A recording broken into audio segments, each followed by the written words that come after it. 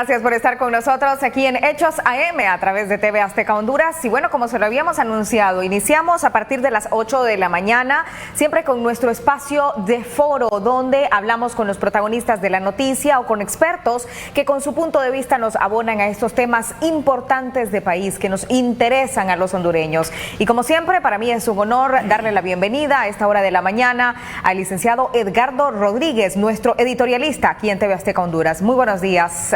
Licenciado, qué gusto saludarle. Muy buenos días, Marlene. Como siempre, como todos los días, es un gusto y un honor para mí compartir este set con la licenciada Marlene Allen y, por supuesto, con ustedes que nos ven ahí en sus hogares o donde quiera que se encuentren en este momento, probablemente a través de las redes sociales, Facebook Live, sintonizando en cualquier parte del planeta el foro de Televisión Azteca. Esta mañana con un temazo, un tema muy importante, con el tema de la banca. Fíjense ustedes, ¿quién no pues, hace una transacción o tiene una operación bancaria?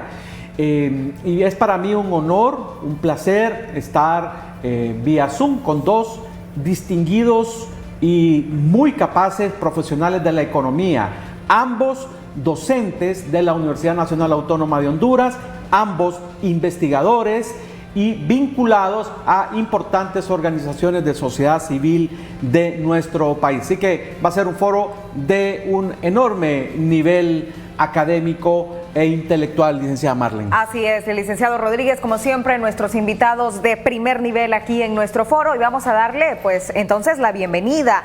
A esta hora de la mañana saludamos al licenciado Rodulio Perdomo, un destacado economista aquí en nuestro país que nos acompaña vía Zoom, y por supuesto a Edwin Arone, también un destacado economista en Honduras. Iniciamos con usted, licenciado Perdomo, muy buenos días. Muy buenos días. Es realmente un honor para mí estar en este gustado programa y espero que en el transcurso de esta mañana podamos abordar temas que realmente interesan a la población en general, a nosotros los economistas, a ustedes también, para poder ir perfilando mejores soluciones para este país. Muchas gracias por haberme invitado. Sí, licenciado Edwin Arone, le saluda Marlene Allen en compañía, por supuesto, del licenciado Edgardo Rodríguez. Buenos días. Sí, buenos días, Edgardo y Marlene. Buen día al público Auditorio Nacional y de verdad que es una oportunidad muy importante, ya que traemos a mesa de discusión de un tema que en realidad afecta el desarrollo del país, y creo que este tipo de discusiones coadyuva a buscar soluciones que a quien beneficia es al pueblo en general. Entonces esperamos que sea de provecho y bien, pues aquí estamos con toda la buena actitud para tener una buena discusión. Claro que sí, y así será. Y a esta hora pues quisiera consultarles de inmediato, ustedes como especialistas, cómo califican el rol actual de la banca privada precisamente en la promoción del desarrollo de Honduras. Licenciado Perdomo. Bueno, en primer lugar, nosotros siempre que hemos expuesto este tema con el licenciado Edwin Arone, siempre decimos que hay sombras y también hay luces. Pues dentro de las luces, el sistema financiero hondureño hoy por hoy se mantiene sólido, no hay muchos problemas, excepto un banco que tiene una tasa de mora arriba del 9%, pero en general todos los bancos nacionales e internacionales operan bien regulados. Diríamos que esas son las luces. La sombra sería que yo pienso que el 75% de la población está excluido de los beneficios de la banca, y eso se debe en gran parte al exceso de regulaciones y a la idea de que solo pueden acceder a los bancos aquellos que demuestran que no necesitan el dinero, pero los que están queriendo ampliar su pulpería o mejorar el taller que tienen, les es muy difícil. Y eso creo que eso es un tema crucial de poder generar una banca que atienda las necesidades en general de toda la población, no solamente de un segmento que tiene ingresos regulares y que puede de alguna manera usar préstamos fiduciarios o hipotecarios. Se hace falta mucho todavía para cubrir a este tipo de población. Cuando usted habla, licenciado Rodulio Perdomo, de exceso de regulación, si podemos ahondar un poquito antes de que nos dé su opinión el doctor Arone, ¿a qué se refiere con exceso de regulación? Sí, para ilustrar a nuestro público.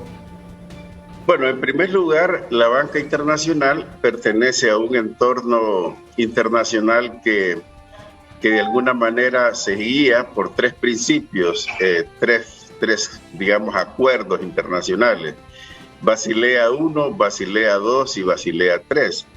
Pues es importante que estén regulados por este tipo de mecanismos que de alguna manera garantiza la solidez de la banca.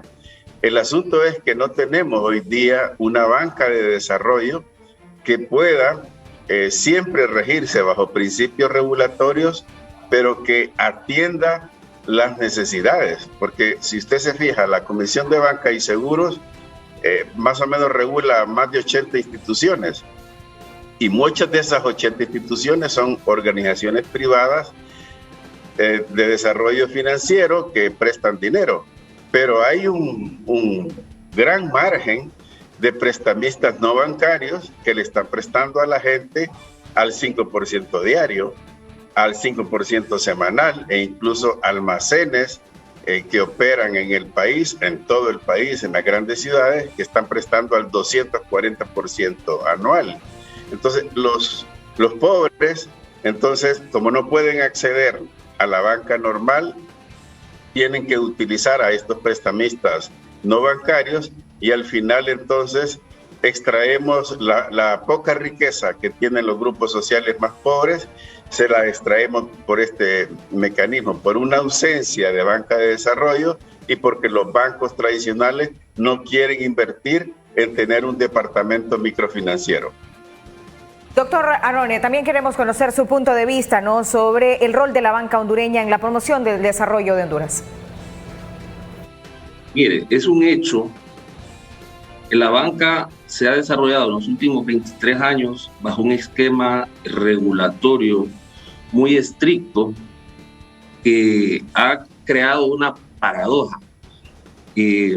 Tenemos en la actualidad una banca solvente, rentable, líquida, competitiva, que coadyuva en alguna forma el crecimiento de algunos sectores productivos, que son los sectores productivos que aportan al crecimiento económico, que entra el Banco Central, pero que en realidad no llega a la microeconomía, no llega a la pequeña empresa. Y entonces lo que se ha creado en el transcurso del tiempo es una banca exitosa, rentable, y no importa los tiempos, no importa que haya crisis, haya pandemia, no importa que haya huracanes, no importa que haya terremotos, la banca siempre va a mantener su margen financiero, siempre.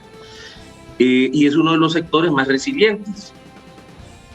Y lo que se ha observado es la falta de coherencia entre la política monetaria crediticia y las actuaciones de la Comisión de Banca en el tiempo. Entonces, ¿a qué condujo eso?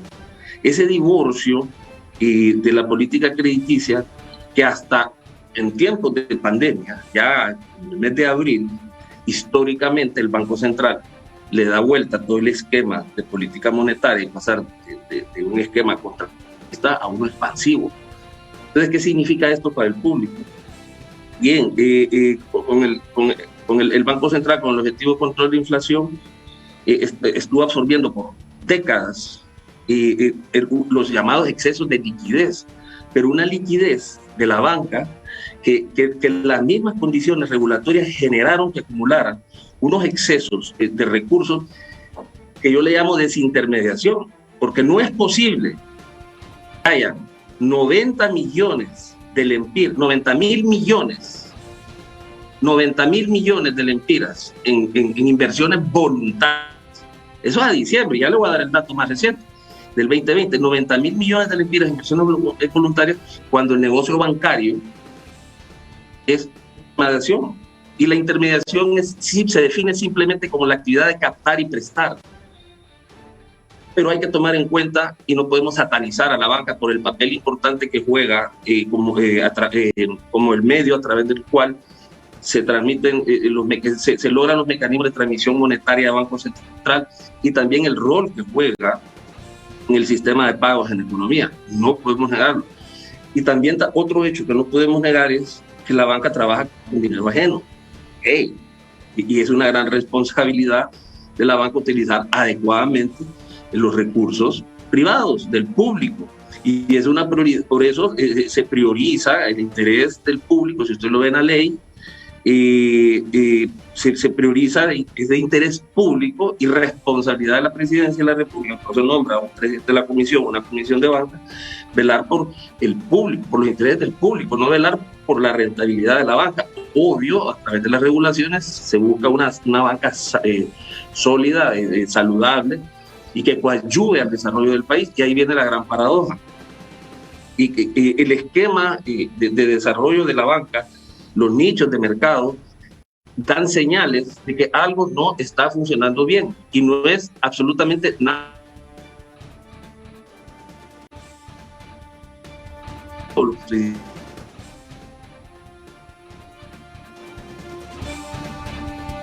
Bien, estamos tratando de corregir algunas situaciones de conexión que a esta hora está reportando el doctor Arone. Nos confirman entonces el momento cuando ya pueda conectarse nuevamente.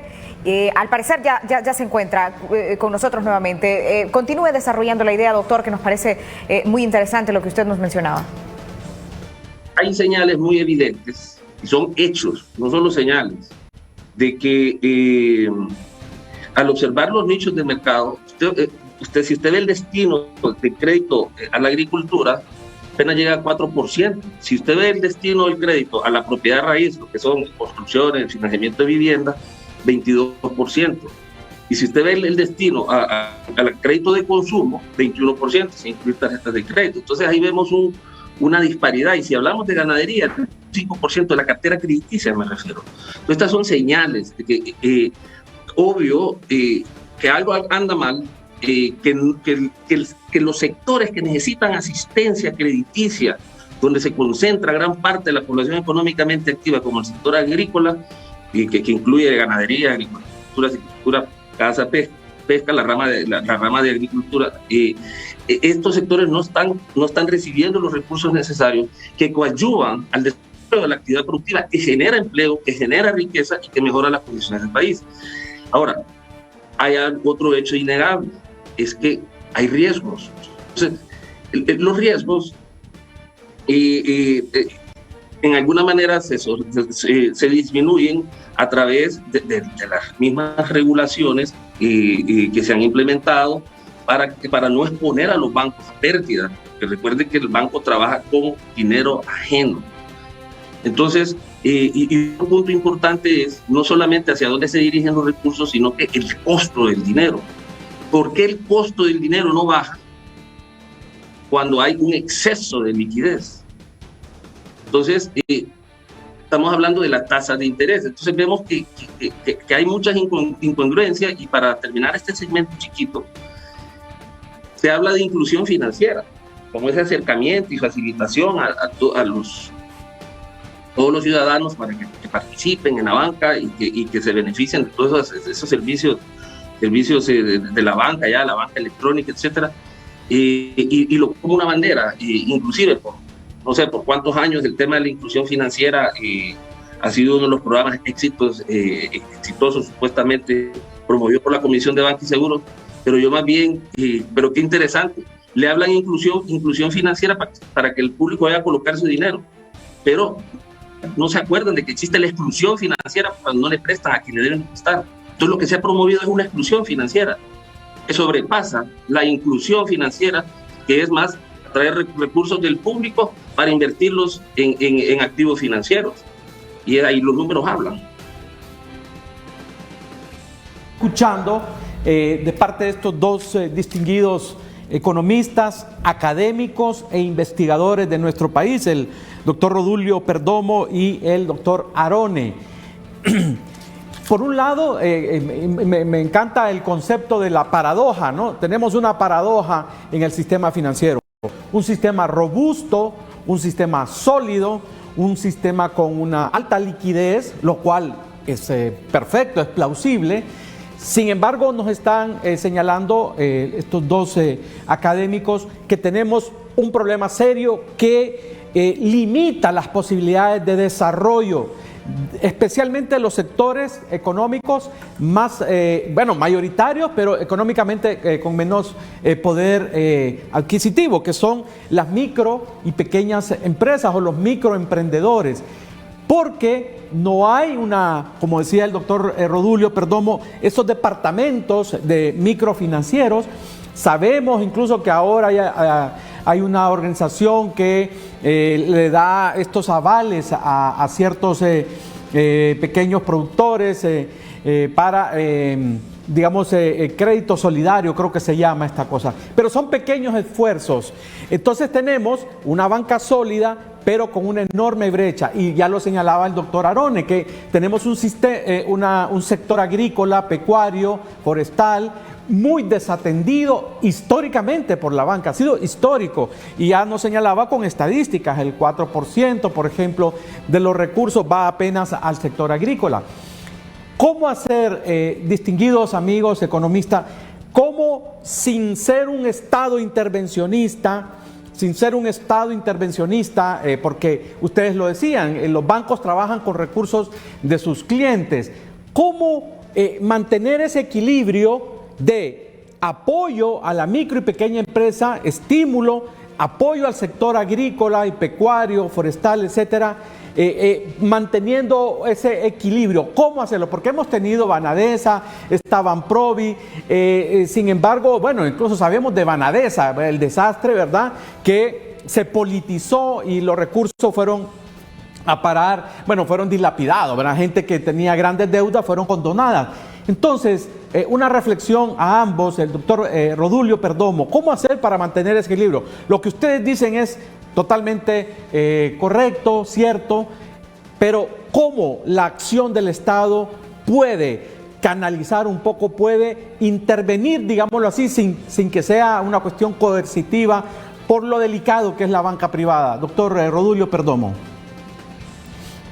Bueno, realmente es un tema muy interesante. Quizás nos hará falta un par de programas más para verlo en toda su extensión, pero una cosa muy sencilla, Edgardo, que vale la pena pensar. Honduras recibe cada 4 años un PIB de parte de los hondureños que viven fuera de Honduras y que están remesando 22,000 millones de dólares y que pasan a través de la banca. Y aquí los hondureños que reciben ese dinero, pues son aproximadamente 2 millones de personas reciben esa plata.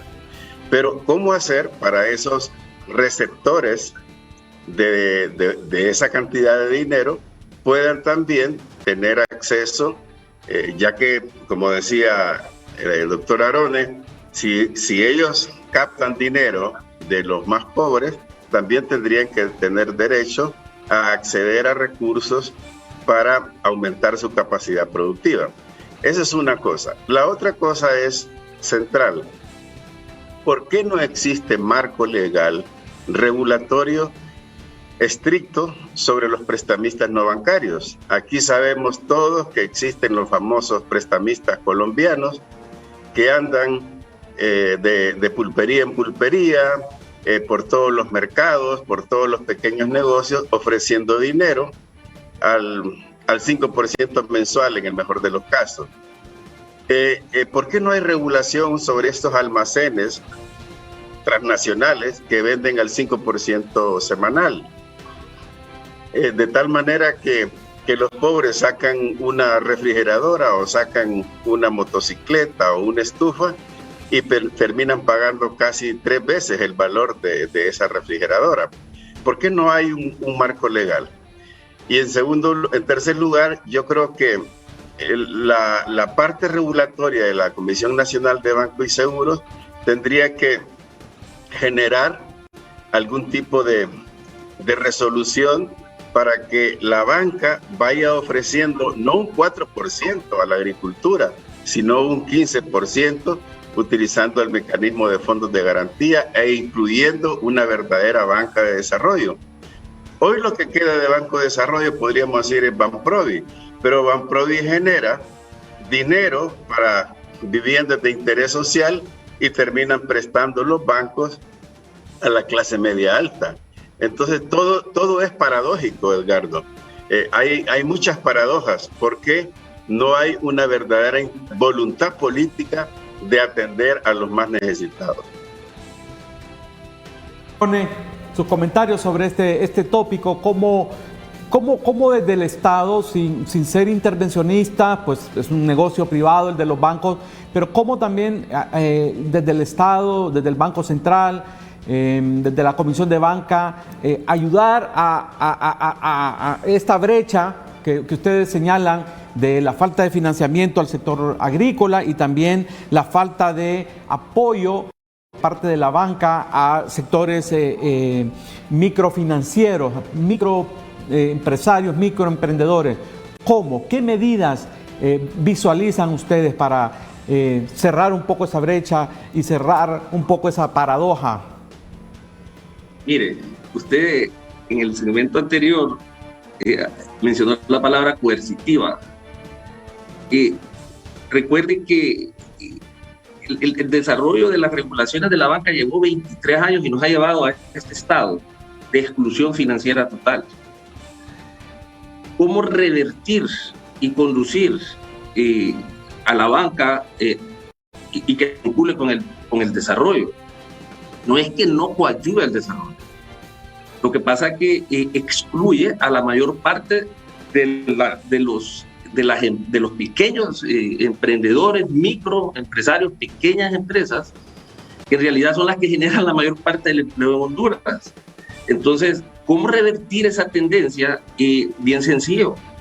Lo que se necesita, en primer lugar, es una reforma crediticia que implique una revisión a todo el marco regulatorio que limita a la banca y que le exige tomar ciertas medidas que en vez de prestar, mejor invierte en letras y bonos de Banco Central.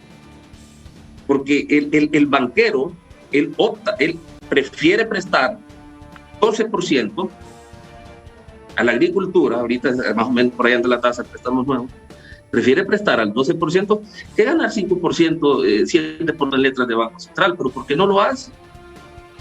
Porque hay muchas restricciones. Mira.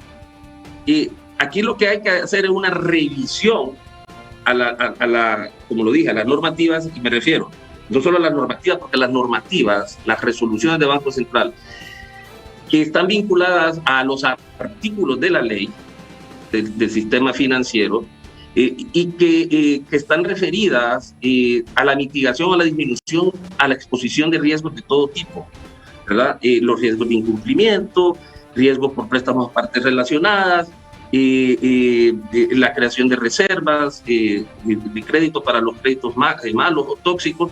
Entonces, lo que debe hacerse es independizar a la Comisión. En primer lugar, independizar a la Comisión de Banca y Seguros y que no sea dependiente de Banco Central y que no sea un ente político.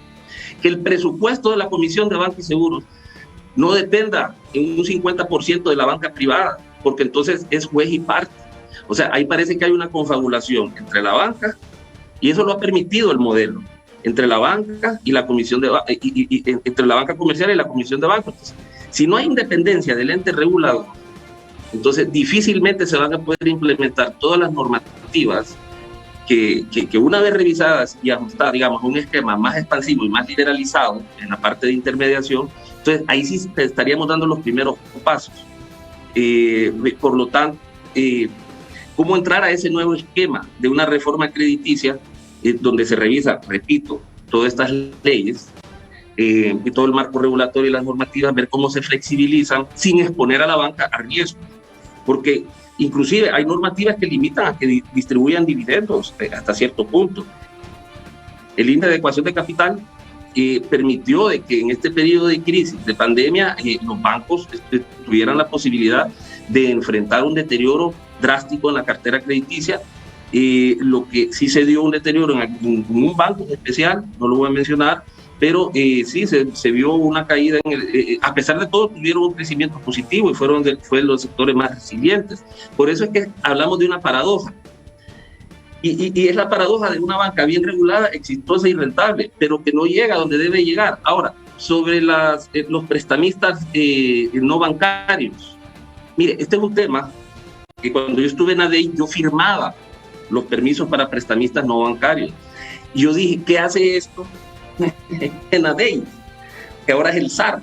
¿Qué hace el registro de prestamistas no bancarios en el SAR? Y porque yo estuve en la comisión de banca y recuerdo cuando se lavaron las manos, la pelota. Entonces, como que no fuera un tema de importancia. Eso debería volver a la Comisión de Banca y Seguros, el registro de prestamistas no bancarios. Entonces, se ve el desdén y el desprecio a atender el tema de regular a esos prestamistas no bancarios. El coyote nadie lo va a regular, pero el coyote va a siempre existir y es la principal fuente de financiamiento del microempresario. Escúchelo bien, el 60% del financiamiento del microempresario viene de coyote y el resto de recursos propios. Y vemos que si usted ve el porcentaje de la banca que recurre, el porcentaje de empresas privadas, las grandes empresas que recurren al financiamiento de la banca, como el 60%, recurre 60%, 70% recurren a fondos de la banca para poder financiarse. En cambio, los otros tienen que ir al coyote o poner fondos de sus propios recursos. Entonces, el esquema está dentro de un modelo neoliberal. En un principio se hablaba de una liberalización de tasas de interés, una banca, a pesar de todo, que se hablaba de liberalización de mercados, cae en el esquema de Basilea 1, 2 y 3, que es el Comité de Basilea, un grupo de países, hay representantes de la banca, de países desarrollados, un consenso sobre regulaciones prudenciales en materia de intermediación financiera, pero y que generan normas que se sugiere que se apliquen en los países para que haya una intermediación y disminuir los riesgos sistémicos o de una crisis que pueda generar hasta una recesión, ¿no? Como se vio en la recesión del 2007, el papel de la banca y todo ese el tema de la burbuja hipotecaria. Entonces, y eso nos conduce a que nos están aplicando normas que se aplican a mercados de capitales desarrollados, a sistemas bancarios modernos, como que fuera de una sociedad europea, una economía europea, Estados Unidos, a una economía pequeña, abierta como lo que es Honduras, un país tan pobre, con una banca prácticamente, una banca comercial de lujo. O sea, francamente, al final se convierte en una élite donde hay un clientelismo, donde sectores se casan con ciertos bancos y ese matrimonio jamás va a terminar, porque hay bancos, y lo dije en un foro, hay bancos que tienen clientes hasta de 40 años, hasta los nietos de los originales propietarios de la empresa siguen siendo clientes del mismo banco, y esos matrimonios nunca van a terminar, y se les olvida la microempresa, se les olvida el crédito al pequeño. Entonces, francamente, todo el esquema, aunque ha sido positivo, y repito, coadyuva el crecimiento de ciertos sectores, pero no llega a donde debe llegar el crédito. Bien, vamos a esta hora de la mañana a hacer una pausa comercial aquí en nuestro foro de Hechos AM. Quiero invitarle a nuestros televidentes para que nos escriban a través de nuestras redes sociales si usted tiene alguna consulta, algún comentario sobre este importante tema. Nosotros los recibimos a través de nuestro Facebook Live. Nos encuentra como TV Azteca Honduras. Ahí le da me gusta a nuestra página y está nuestra transmisión en vivo también hoy que estamos dialogando con dos destacados economistas aquí en nuestro país. Hacemos una pausa, ya volvemos.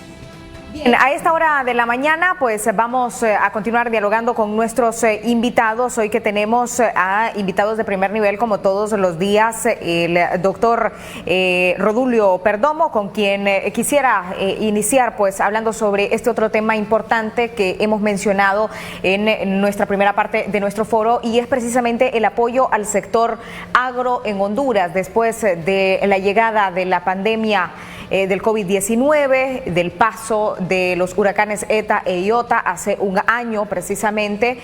¿Cómo se deben enfocar estos esfuerzos para apoyar a este sector agro en Honduras, tanto por parte de las autoridades gubernamentales y por supuesto con la banca hondureña? Doctor Perdomo. Bueno, mire, en primer lugar es importante señalar que cuando nosotros mencionamos el financiamiento a un segmento de la agricultura, hay que aclarar que realmente se trata del segmento agroexportador.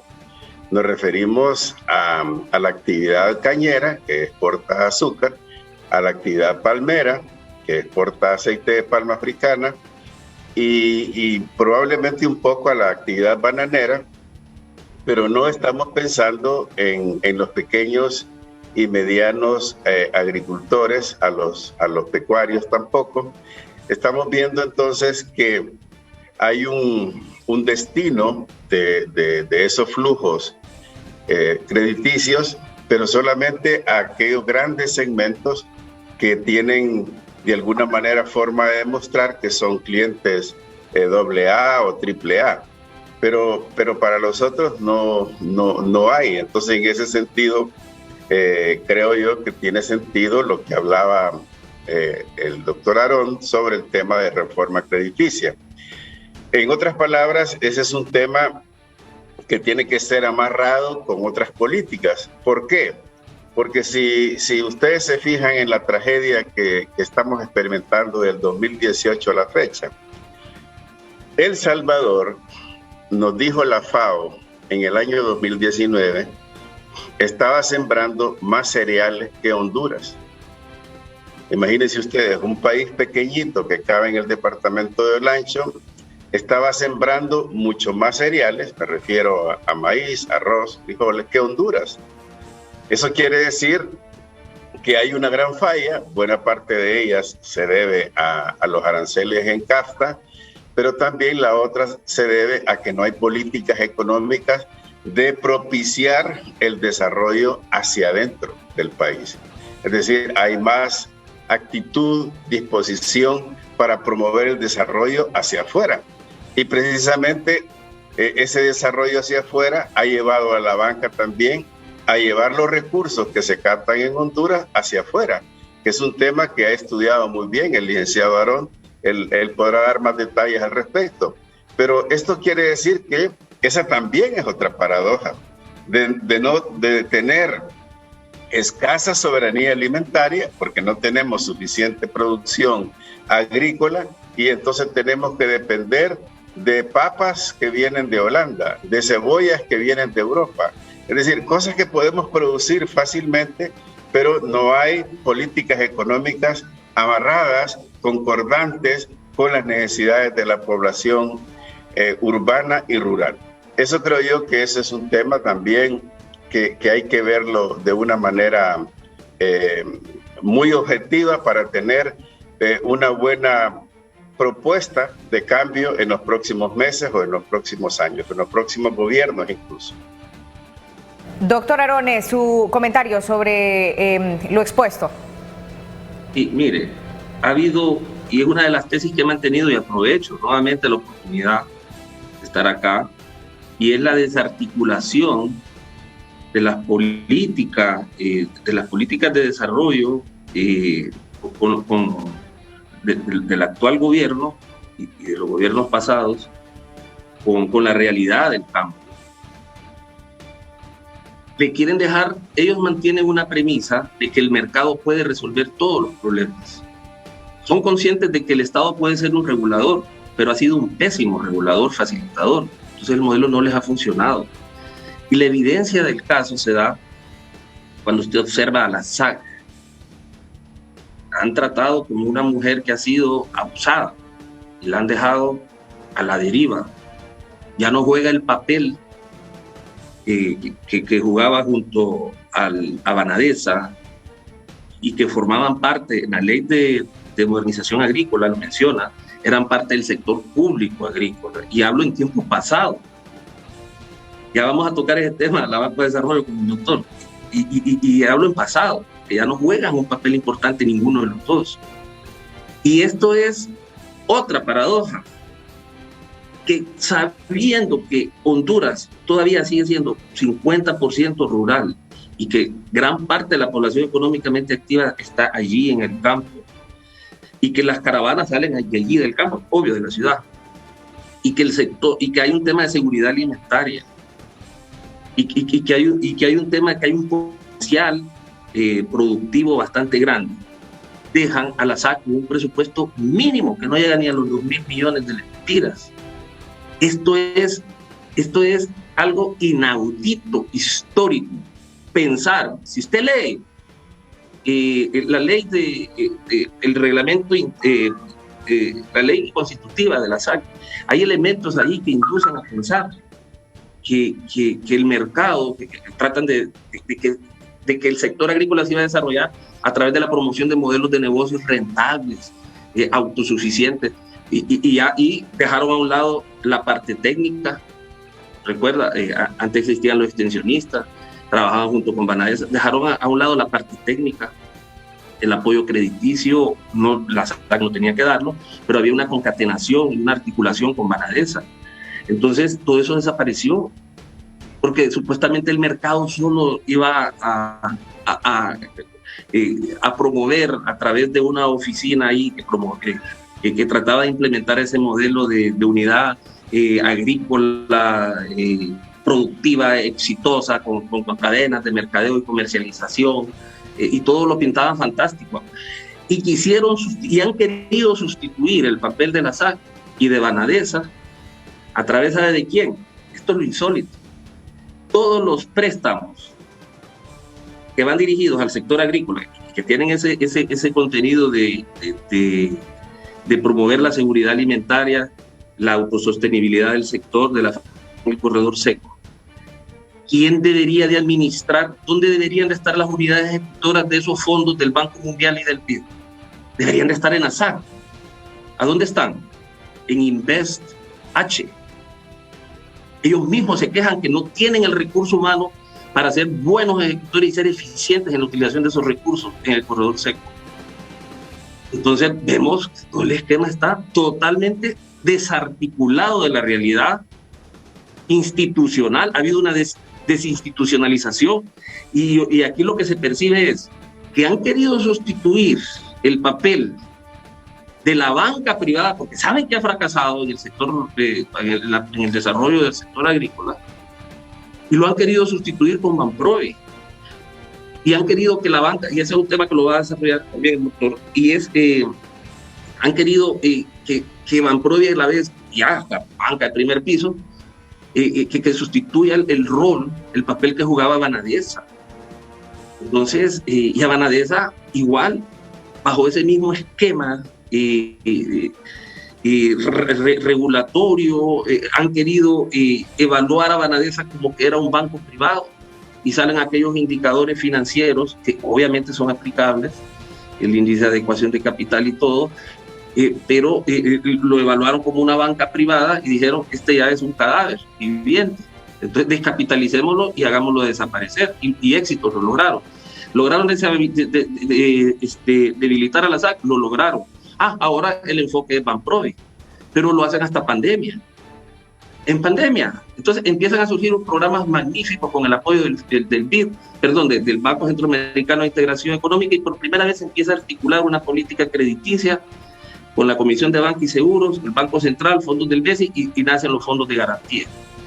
Un modelo que lo han despreciado, que no lo han querido apoyar, ahí está Confianza, no lo han querido apoyar, porque aquí lo que buscan es el control el máximo control de los recursos para poder financiar los programas de gobierno que van orientados a todo ese contingente de activistas políticos, y no, o sea, prácticamente esto no va a funcionar, uno, por el tinte político, dos, y Banprovi sigue siendo, su principal cartera sigue siendo vivienda.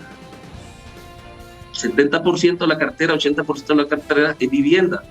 Y los fondos de garantía y todo sí han sido un éxito. Tengo que reconocer que las medidas adoptadas del programa de fondo de garantía, hubo una primera ronda de 2.500 millones, después hubo una recapitalización por el Comité Fiduciario de Banco Central, de ahí les dieron una inyección de 1.000 millones para viviendas, 300 para vivienda, para reconstrucción, 700 para vivienda social.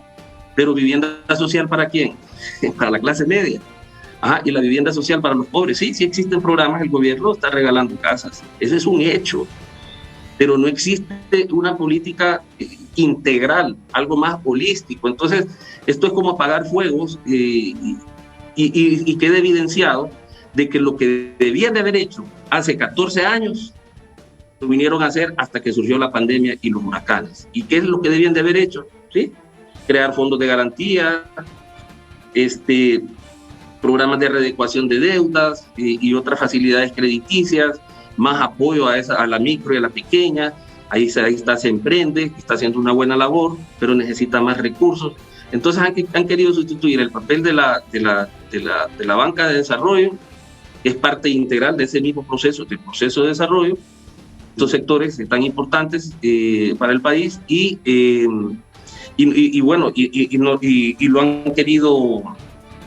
lo han querido hacer con programas. Entonces prácticamente lo que se denota aquí es un debilitamiento, desarticulación institucional premeditada. Es un modelo premeditado, es un hecho. Entonces, ¿cómo revertir eso? Ya de parte lo vamos a dar, yo lo voy a decir en lo particular al final de este foro. Hay cosas que se pueden hacer para poder volver a la senda.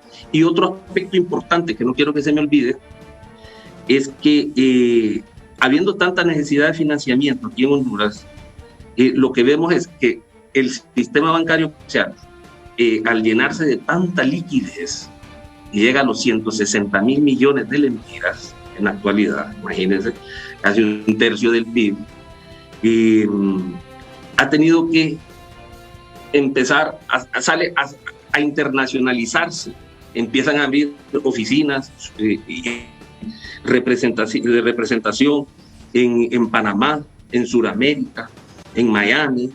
Entonces, lo que vemos es que parece que como ya no les resulta rentable la intermediación acá y los sectores donde ellos pueden colocar sus recursos se han agotado, o sea, los sectores tradicionales, la manufactura, los cañeros, los mismos de siempre, bananeros, los caficultores, etc. Está bueno, obviamente, yo apoyo el financiamiento de esos sectores. ¿Cómo vamos a negar eso si solo el sector cafetalero aporta en divisas? Sus exportaciones han llegado hasta los 1.300 millones de dólares en tiempos de bonanza? Entonces, sería algo descabellado decir que ese financiamiento no es bueno. Obvio que sí, pero vemos completamente un esquema totalmente premeditado, un poco desfasado en la realidad.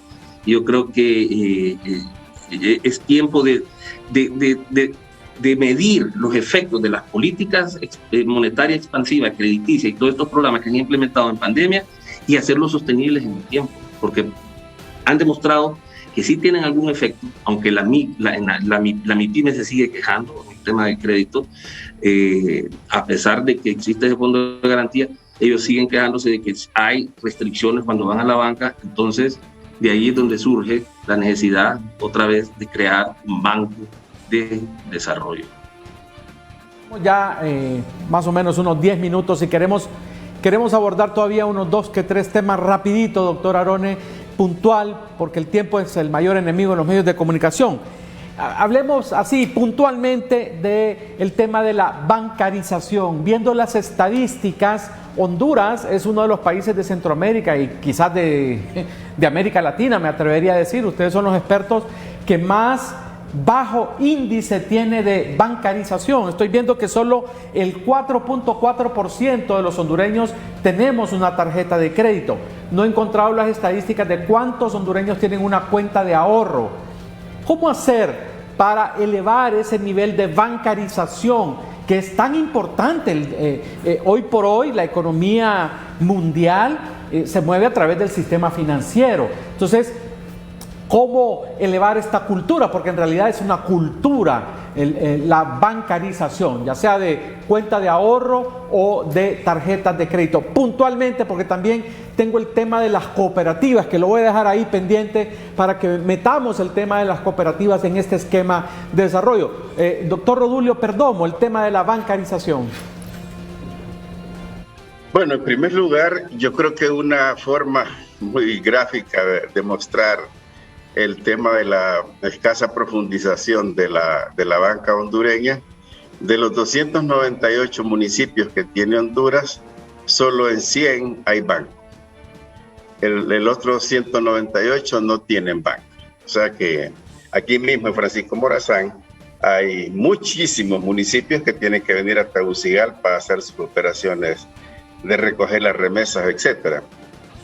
Debe reconocerse que hay un esfuerzo de sofisticación de la banca para llevar algunos nuevos esquemas, algunas aplicaciones que incluso se han hecho para celulares, pero en general ese acceso crediticio, esa operación corriente de ahorrar y sacar dinero prestado, pues eso es la parte que más hace falta.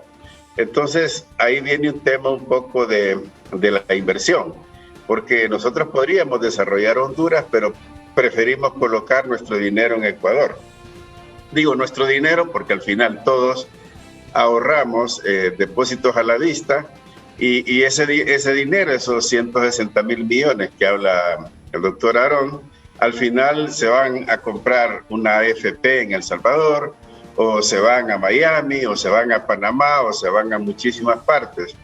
Entonces, la riqueza que se extrae de Honduras termina transnacionalizada.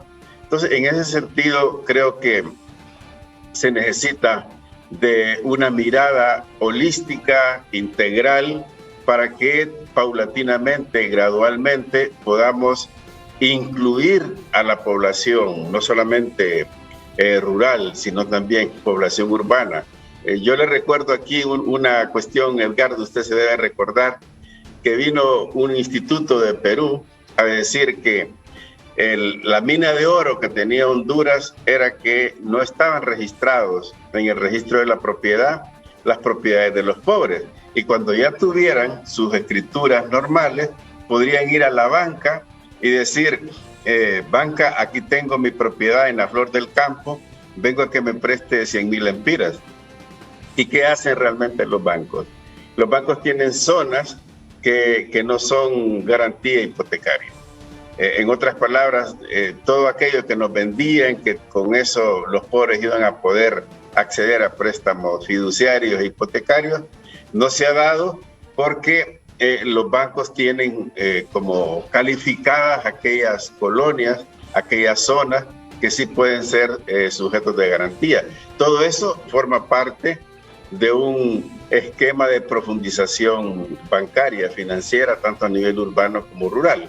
Entonces yo creo que la tarea por hacer todavía es muy grande y aún faltan algunos elementos que usted mencionaba, como el tema de las cooperativas o de la banca de desarrollo, como Fundación Covelo, ODEF o Hermandad de Honduras, que hacen algún trabajo en el campo, pero a tasas de interés también un poco altas. Tenemos escasos 7 minutos. Doctor Aarón, un comentario así puntual sobre el tema de la bancarización y también de un solo, el tema de las cooperativas, porque es un esquema que digamos que tenemos que ponerle atención. Hay países como Suecia, por ejemplo, Finlandia, que han potenciado muchísimo el sector cooperativo. En Honduras, lamentablemente, tenemos que decirlo, han tenido que caminar con sus propios recursos y ha habido como mucho celo, creo yo, de parte del sector bancario formal. Entonces, puntualmente sobre el tema de la bancarización, cómo hacer para elevarla. Tenemos una bancarización, un nivel de bancarización bastante bajo Y también rápidamente le pido un comentario sobre el sector cooperativo como ente, como sector también que puede potenciar el desarrollo de especialmente de esos sectores micro y pequeños. Doctor Aroney. Mire, ha habido un crecimiento bastante notable de aproximadamente 2.500 oficinas que habían representaciones bancarias a 6.500. En la actualidad quizá anden 2.600 oficinas, o sea que sí ha habido un esfuerzo de parte del ente regulador en promover una política de inclusión financiera. Sin embargo, recordemos que la capacidad de ahorro del hondureño es baja, y cuando vemos ese crecimiento vertiginoso, a mí lo que se me viene a la cabeza es que, bueno, es como seguir alimentando el chanchito, y vemos ese proceso de desintermediación financiera, donde los recursos se van a inversiones financieras, cuando la intermediación, el término puro, nos dice que se capta y se presta. Bueno, en el tema de las cooperativas, yo creo que la cooperativa no es que, recuerde que la intermediación que ellos logran es entre sus propios miembros, entonces no tiene esa apertura como la banca, y igual puede jugar un papel importante para el acceso al crédito a través de algunos instrumentos innovadores como es el fondo de garantía. Entonces, con fondo de garantía y tratando de atraer mayores miembros a las cooperativas, entonces sí se puede lograr y dinamizar un proceso de financiamiento a las microempresas, ya que con mayor facilidad y con mejores tasas, el dinero más bajo, de manera que definitivamente la cooperativa sí es una opción, y actualmente hay cooperativas que están trabajando con el Fondo de Garantía Banprovi y con la banca comercial para poder canalizar esos recursos, dar esa posibilidad a través de la garantía de poder accesar a un crédito. Pero la cooperativa solo es uno más de un esquema de red no tradicional de crédito. Entonces, no, Edgardo, no solo hay que apuntarle a la cooperativa, hay que seguir con el programa de las cajas rurales, que Funder les ha dado un gran apoyo. Óigame, la experiencia no se toma, deberían de considerar la experiencia de Funder en el tema de las cajas rurales. Algunas de ellas se han convertido hasta en negocios de agroexportación. Escúcheme. Entonces ha habido una reconversión y un crecimiento. Entonces todos estos modelos resultan efectivos. Además del modelo de fondo de garantía, igual, seguir apoyando y ¿por qué no capitalizar a confianza? Porque lo que quieren es controlar los recursos. Una capitalización a confianza, créame que va a tener un efecto multiplicador bastante grande. Entonces la red no tradicional de crédito estaría constituida por la red de microcrédito, por las cooperativas, por el fondo de garantía y por cualquier otro ente que pueda intermediar de una manera más eficiente y llegar a todo ese sector que ha sido excluido tradicionalmente. Entonces usted me habla de bancarización y qué hay que hacer para una inclusión financiera. Yo le haría la recontrapregunta. Yo haría una recontrapregunta. ¿Qué hacemos con la inclusión financiera? Y ese es el tema de hoy. Lamentablemente es notable, es súper importante lo que ustedes han puesto en discusión, han hecho algunos foros. Vamos a continuar conversando con ustedes, así que el tiempo se nos ha ido, licenciada Marlene. Así es. Bueno, agradecerles a nuestros invitados de hoy, al doctor Rodulio Perdomo y también al doctor Edwin Arone por habernos acompañado. Muchísimas gracias por este tiempo. Muchas gracias. Bueno, esperamos volver. Así es, gracias. Vamos a continuar porque muchos temas importantes, es ¿no? demasiado, o sea, nos dejaron demasiadas inquietudes, pero el tiempo, ustedes comprenden que es muy corto. Licenciada, sin duda alguna, muchos de los temas que se han abordado ya los conocemos, pero se arrojan algunas luces. Tenemos una banca sólida, una banca, robusta, muy bien supervisada, sin embargo, todavía muy tímida para el apoyo, especialmente al sector agrícola, pero ahí en el sector agrícola no los grandes productores, sino que los micro y pequeños productores del agro y los microemprendedores urbanos. hay que continuar hablando de cómo en el marco de la ley, respetando la libre empresa bancaria, poder estimular ese rubro tan importante para generar empleo, generar actividad económica en Honduras, licenciada Marlene. Y de esta manera nosotros finalizamos, licenciado Rodríguez. Gracias a usted, televidente, por habernos acompañado y por supuesto le invitamos para que continúe con la señal de TV Azteca Honduras. Mañana, como siempre, tenemos un tema muy importante. Estaremos hablando un poco más de política previo a las elecciones generales. Vamos a tener a aquellos sectores que, bueno, no son tan escuchados, que no tienen tanta oportunidad, ¿no?, en televisión o en los medios tradicionales. Aquí en TV Azteca sí le damos la oportunidad a todos. Puñito. Puñito, licenciado Rodríguez, un placer, como siempre. Hasta mañana.